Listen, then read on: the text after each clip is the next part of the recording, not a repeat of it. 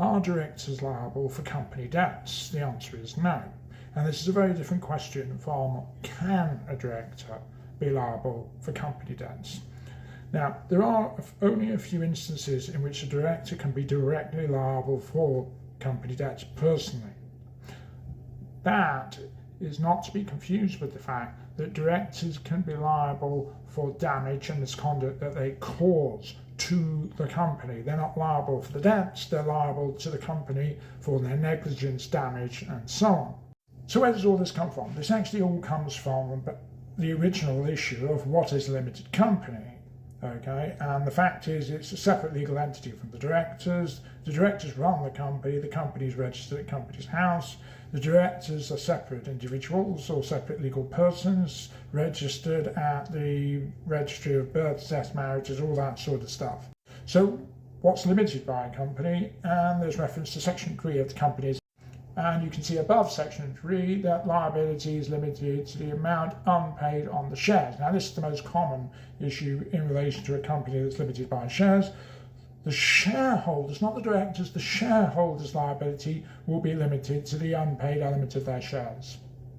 Now, getting back to the central issue of directors' liability for company debt. Directors' liability for company debts only arises in certain instances. For example, if they are in breach of Section 216, the reuse of the company name, then they're joint and severally liable for the debts of the company.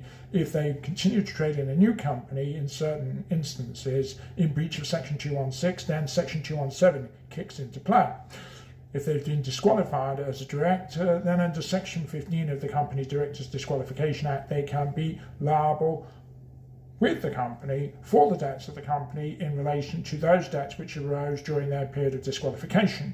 In addition to that, there are certain instances where fraud has arisen and a director could, if they have deceived and they've engaged in misconduct, be personally liable for certain debts.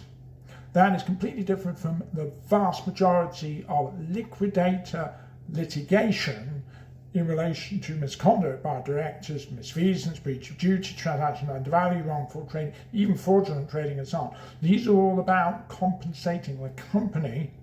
The fact that the liquidator may be able to then, in effect, pay money over to the creditors is an entirely separate thing. It's not the director's direct liability to the creditors who've got debts. It's the director's liability for their misconduct in causing loss to the company, and they then compensate the company. Completely separate thing altogether. But the basic principle is directors are not liable for company debts, certainly not contractually, unless they're given a personal guarantee.